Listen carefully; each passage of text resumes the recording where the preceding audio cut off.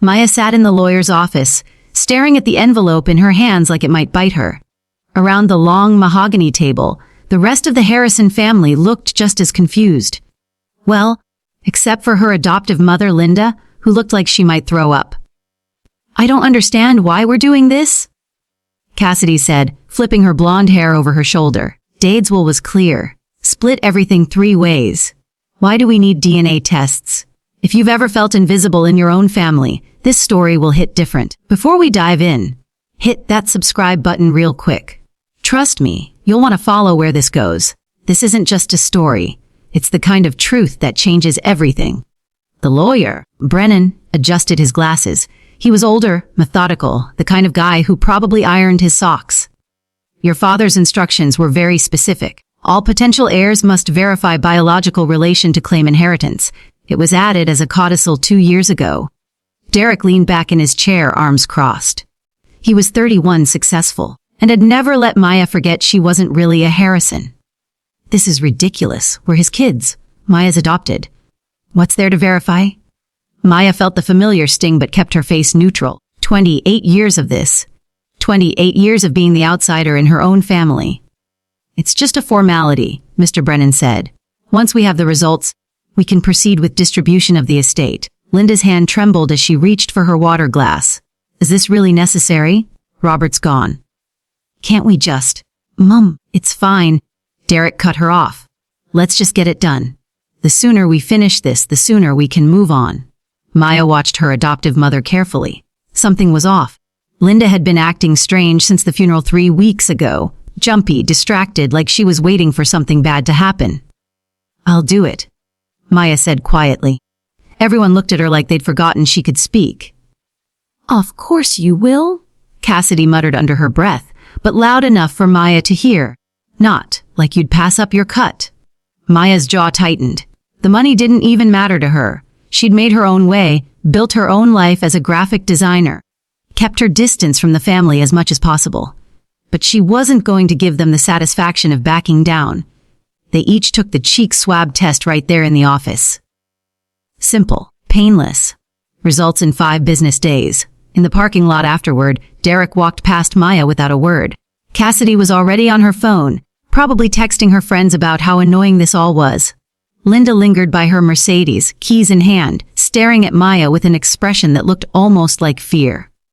"Maya, honey," Linda started, her voice shaky. "Maybe you should. I mean, you don't have to go through with this if you don't want to. You could just sign away your portion. And, why would I do that?" Linda blinked rapidly. "I just think Robert would want things to be simple, clean. You know how he was." Maya studied her adoptive mother's face. The woman was pale, her lipstick slightly smudged. Linda Harrison, who never had a hair out of place, who hosted charity galas and smiled for cameras, looked wrecked. "It's just a test, Mom. What are you so worried about?" "I'm not worried," Linda said too quickly. "I just don't want things to get complicated." "Complicated how?" But Linda was already climbing into her car, mumbling something about traffic and dinner plans, leaving Maya standing alone in the parking lot with more questions than answers. The next 5 days dragged. Maya went to work, met deadlines, had coffee with her friend Jenna, who'd been her actual family for years. The kind of friend who showed up, who remembered birthdays, who didn't make her feel like a consolation prize. "You really think your mom's hiding something?" Jenna asked over Lats at their usual spot. Maya shrugged. "I don't know. She's been weird. And honestly, it wouldn't surprise me. That whole family has treated me like a stray dog they felt sorry for. You deserve better than them." "I know." Maya stirred her coffee slowly. "I stopped expecting anything from them a long time ago. This inheritance thing, it's just tying up loose ends. Then I'm done. I don't need to be part of that family anymore." But the universe apparently had other plans. On day 5, Mr. Brennan called. His voice on the phone was different. Careful, measured, like he was defusing a bomb. "Maya, I need you to come to the office. Alone if possible, before we meet with the full family." Her stomach dropped. "Why? What's wrong?" "Just come in, tomorrow morning. 9 a.m. She barely slept that night. Her mind raced through possibilities. Maybe there was a mistake with the test. Maybe Robert had left her nothing after all. Maybe this was some elaborate way to cut her out completely. When she walked into Mr. Brennan's office the next morning, he looked like he'd aged 5 years overnight. He gestured to the chair across from his desk. Maya, I'm going to be direct with you because this is going to come out regardless, and I think you deserve to hear it first. Her heart pounded. Okay. He slid a folder across the deck official letterhead. Lab results. Lots of numbers and technical language she didn't understand. The DNA test, he said slowly, confirms that you are biologically related to Robert Harrison. Maya stared at him. What? You're his daughter. His biological daughter. The room tilted. Her hands gripped the armrests of the chair. That's impossible. I was adopted. My birth mother? Your birth mother? Mr. Brennan interrupted gently. Was Linda Harrison. The words didn't make sense. They couldn't make sense. Linda, my adoptive mother, is my biological mother. He nodded. The timeline suggests she became pregnant roughly 9 months before your recorded birth. She gave you up for adoption through a private agency. Then, 5 years later, she and Robert adopted you. Maya's vision blurred. Did he know? Did Robert know I was his, based on what I can determine from his papers and the will structure? No, I don't believe he knew. The adoption records were sealed. Linda orchestrated everything. Why? The word came out as barely a whisper. Why would she do that? Mr. Brennan leaned back in his chair, his expression a mix of pity and discomfort. That's a question only she can answer. But Maya, you need to understand what this means legally. You're not just an heir. You're a biological child. Your claim to the estate is potentially stronger than Derek or Cassidy's, depending on how we interpret the will's language about biological relation. Maya sat there, the truth crashing over her in waves. 28 years. 28 years of feeling like she didn't belong, of being treated like a charity case, of watching Derek and Cassidy get everything while she got scraps. And the whole time, she'd been Robert Harrison's daughter. The whole time Linda had known. Does the family know yet? Maya asked, her voice steadier than she felt. No, you're the first. I wanted to give you time to process before. Tell them, Maya said, standing up. Call a family meeting. Tomorrow. I want to see their faces when they find out. The conference room felt smaller the second time around. Maya arrived first, deliberately. She wanted to watch them walk in, wanted to see their faces before they knew what was coming. Derek came in scrolling through his phone, barely acknowledging her. Cassidy followed. Designer sunglasses perched on her head, holding a Starbucks cup like it was a fashion accessory. Linda was last. She looked like she hadn't slept in days, makeup caked on to cover dark circles, hands shaking as she set down her purse. Their eyes met across the table and Maya saw it: recognition. Fear. Linda knew exactly why they were here. Let's make this quick, Derek said, finally looking up from his phone. I've got a meeting at 11. Mr. Brennan cleared his throat.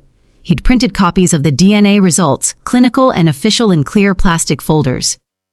Thank you all for coming on short notice. The test results are back, and there's something we need to discuss. Finally, Cassidy sighed. Can we just sign whatever and move on? It's not quite that simple. Mr. Brennan slid the folders across the table. The DNA results revealed something unexpected. Derek opened his folder first, scanning the document with growing confusion. What am I looking at here? The test confirms biological relation for all three of you to Robert Harrison, Mr. Brennan said carefully. Derek, Cassidy, as expected. You are his biological children through Linda Harrison. Okay, Cassidy looked annoyed. We knew that already. And Maya, Mr. Brennan continued, his voice steady but firm, is also Robert Harrison's biological daughter, through Linda Harrison. The silence was deafening. Derek's head snapped up. That's impossible. She's adopted. The records confirm adoption. Yes, but the DNA doesn't lie. Maya is biologically Linda and Robert's child. Cassidy's face went pale. What the hell? Mom? All eyes turned to Linda. She was frozen, staring at her hands like they belonged to someone else. Mom. Derek's voice was sharp now. What is he talking about? Linda's lips trembled. When she finally spoke, her voice was barely audible. It was a long time ago. You gave her up. Cassidy's voice rose, incredulous. You gave away your own baby and then, what? Adopted her back. It's more complicated than that, Linda whispered. Then uncomplicate it? Derek snapped. Right now. Maya watched, saying nothing. She'd spent the last 24 hours cycling through rage, confusion, grief, every emotion hitting her in waves. Now she felt strangely calm, like she was watching this happen to someone else. Linda's hands twisted together. I got pregnant before Derek. Robert and I weren't married yet. We were engaged, but I panicked. I was 23, my family had expectations, and I thought it would ruin everything. So you gave her away, Derek said flatly. I placed her with an agency. Private adoption. Closed records. Linda's voice cracked. Robert never knew. And then after we got married, had you too, I couldn't stop thinking about her. The guilt was eating me alive. So when I found out which family had adopted her, I arranged things. Arranged things. Maya spoke for the first time, her voice cold. What does that mean? Linda finally looked at her, tears streaming down her face. The couple who adopted you, they were struggling financially. I offered to help them. And when they couldn't afford to keep you anymore, I offered to adopt you. Anonymously at first, through lawyers. Robert thought it was a good deed. He never questioned it. The words landed like punches. Maya felt Jenna's voice in her head from years of therapy breathe. Don't let them see you break. You paid my parents to give me back, Maya said slowly. And then you brought me into your home and treated me like garbage for 28 years. I didn't treat you like... Yes, you did. Maya's voice was steady, but there was steel underneath. You absolutely did. Smaller Christmas presents. Hand-me-down clothes while Cassidy got shopping sprees. No baby pictures on the mantel. Not in the family portrait that hangs in your living room. Derek and Cassidy got college funds. I got scholarships and student loans. Maya, I tried too. You tried to what? Ease your guilt. By keeping me close enough to watch, but far enough to remember I didn't really belong. Maya leaned forward. Why didn't you just tell him? Tell Robert I was his daughter. Linda sobbed openly now. Because I was ashamed. Because I was a coward. Because the longer I waited, the harder it got. And then years passed and it felt too late. How do you tell your husband that his adopted daughter is actually his biological child? That you gave her away and lied for decades? Unbelievable. Derek muttered, pushing back from the table. This is insane. Cassidy looked like she might be sick. So what does this mean? For the estate? Mr. Brennan adjusted his papers. That's what we need to discuss. Robert's will states that his estate is to be divided among his biological children. The language is very specific. Biological relation was the key phrase in the codicil he added. We're all his biological children, Derek said, his voice tight. So it's still 3 ways. Not exactly. Mr. Brennan looked uncomfortable. There's precedent in estate law for this kind of situation. Maya was placed for adoption, which typically terminates parental rights. However, she was then readopted by the same biological parents, even if one was unaware. The legal standing is complex. What are you saying? Cassidy demanded. I'm saying that depending on how we interpret Robert's intentions and the legal definitions, Maya's claim could supersede yours. She was the firstborn biological child. The will's language about biological relation could be read to prioritize her. That's bullshit. Derek stood up. You can't just show up after a lifetime of being adopted and take everything. I didn't show up, Maya said quietly. Your mother brought me here. Your father wrote that will. I didn't ask for any of this, but you're going to take it, aren't you? Cassidy's eyes were red, her voice shaking. You're going to use this to screw us over. Maya looked at her, this woman who'd bullied her through childhood, who'd made fun of her clothes, who'd told boys at school that Maya wasn't really her sister. She looked at Derek, who'd never stood up for her once, who'd actively joined in making her feel small. And she looked at Linda, who'd spent 28 years trying to bury the truth. I haven't decided what I'm going to do, Maya said finally. But you know what's funny? For my whole life, you all made me feel like I should be grateful. Grateful for a roof over my head. Grateful for food on the table. Grateful that you took in poor little adopted Maya. She stood up, gathering her things.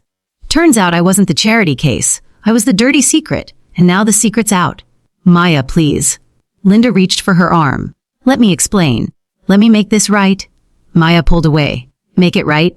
You had 28 years to make it right. You chose not to. Every single day you chose to lie. Where are you going? Brennan asked. I need time to think, Maya said. You have my number? Let me know what needs to happen next." She walked out of that conference room with her head high, even though her hands were shaking.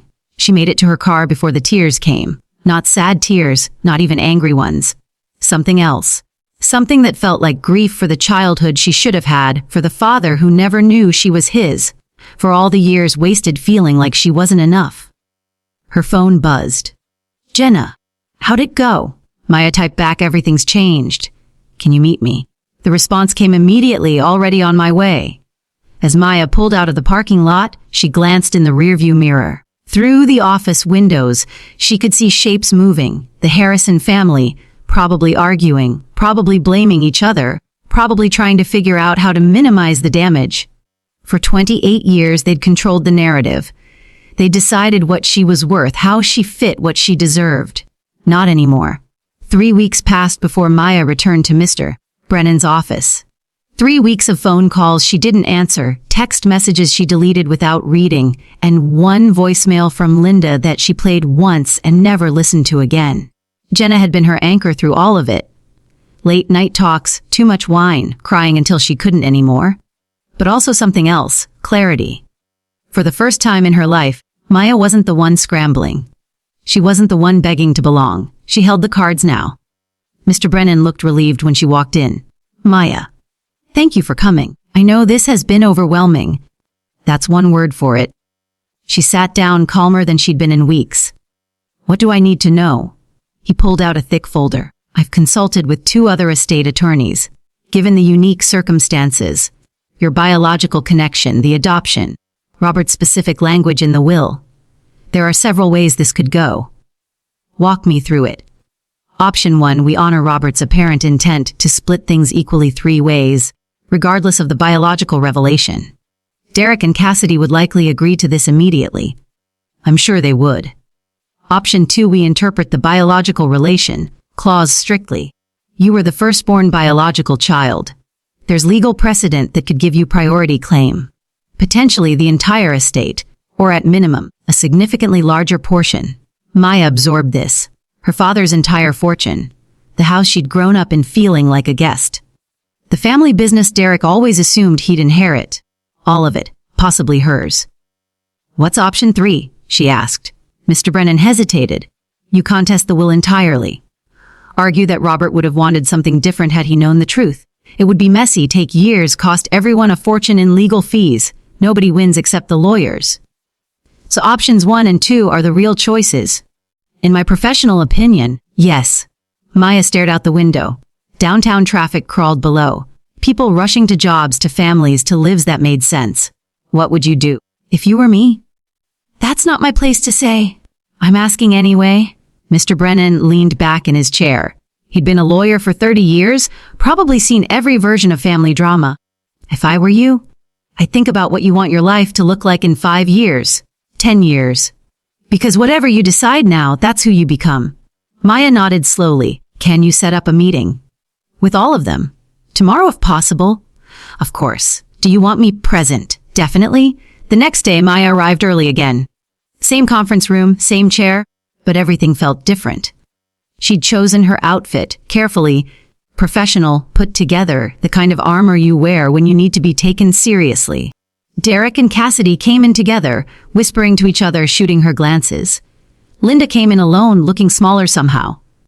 "Fragile." Mr. Brennan started with the formalities, laying out the legal situation one more time. Derek interrupted him halfway through. "We know all this already. What does Maya want?" "That's why we're here, right?"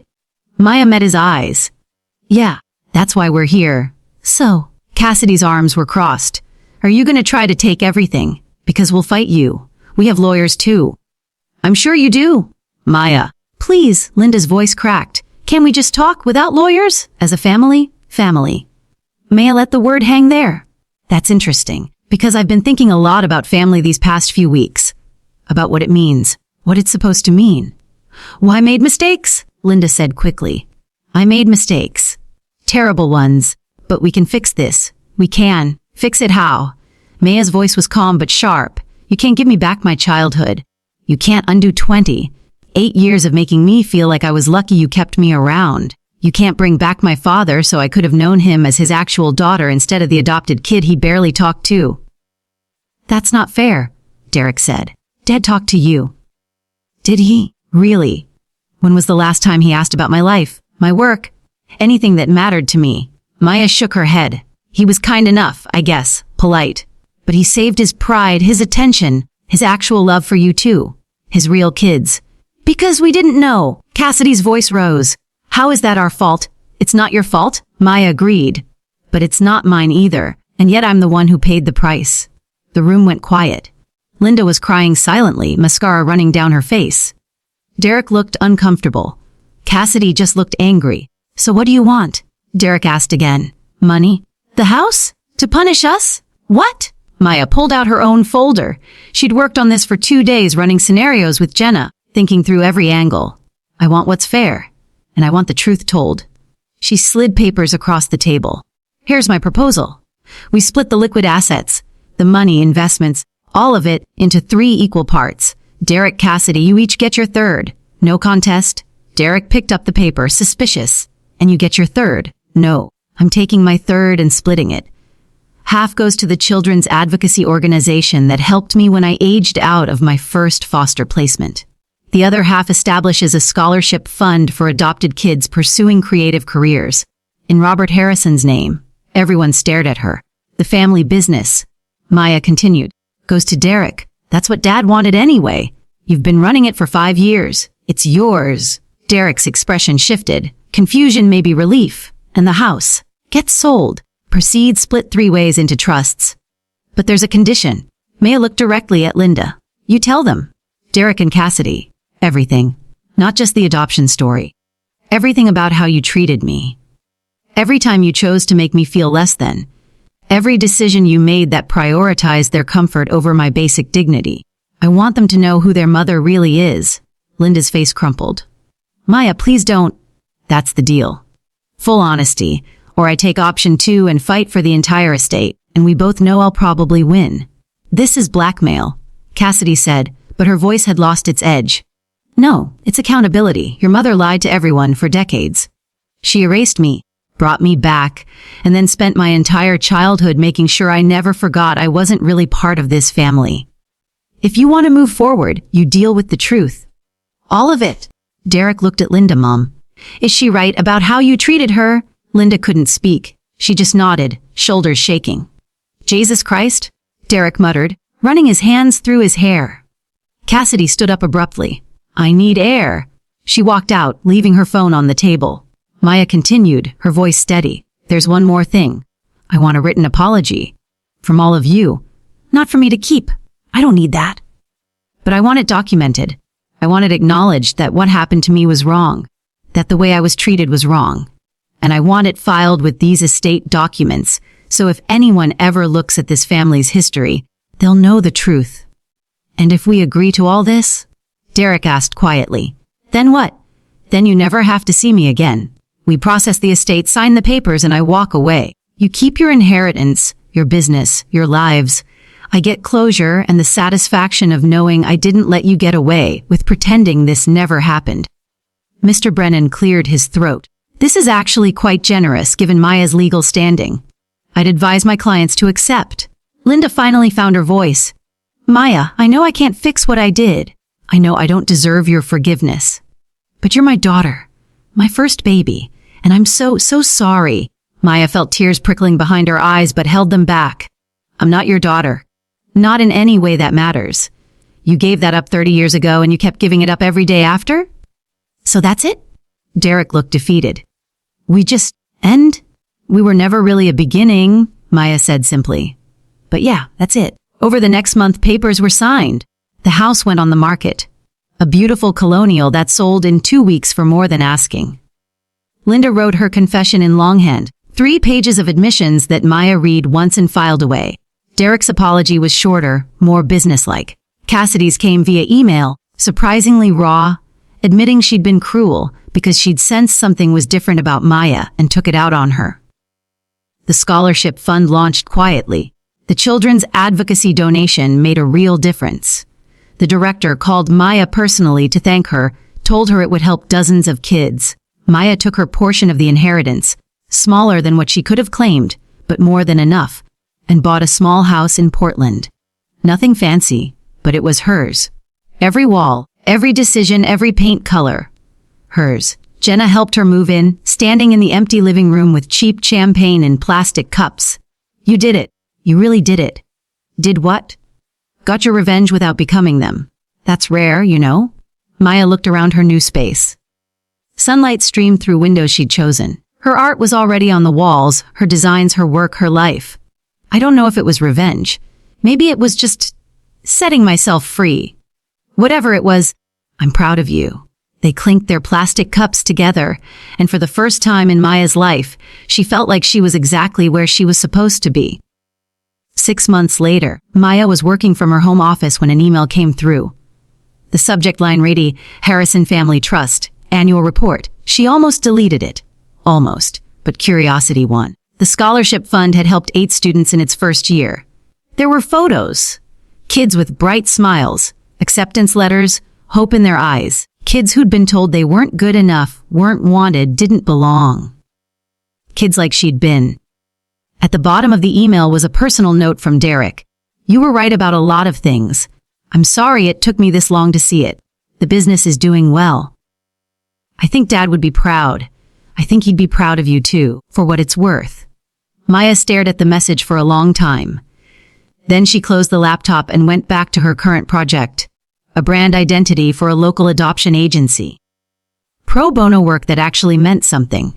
She'd never know what her life would have been like if Linda had kept her the first time, if Robert had known the truth, if the Harrison family had treated her like she belonged.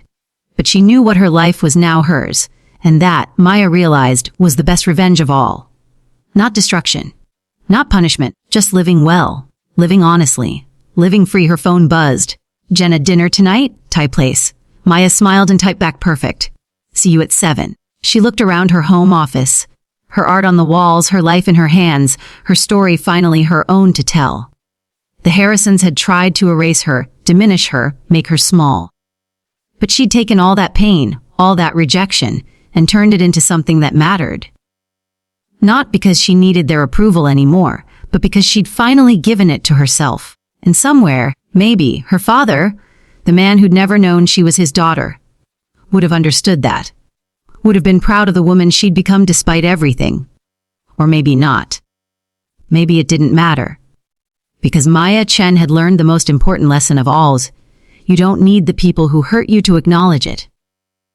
You don't need their apologies to mean something. You just need to decide you're worth more than they ever gave you, and then you build the life that proves it. If this story hit home, don't just scroll past. Smash that subscribe button and drop a comment below.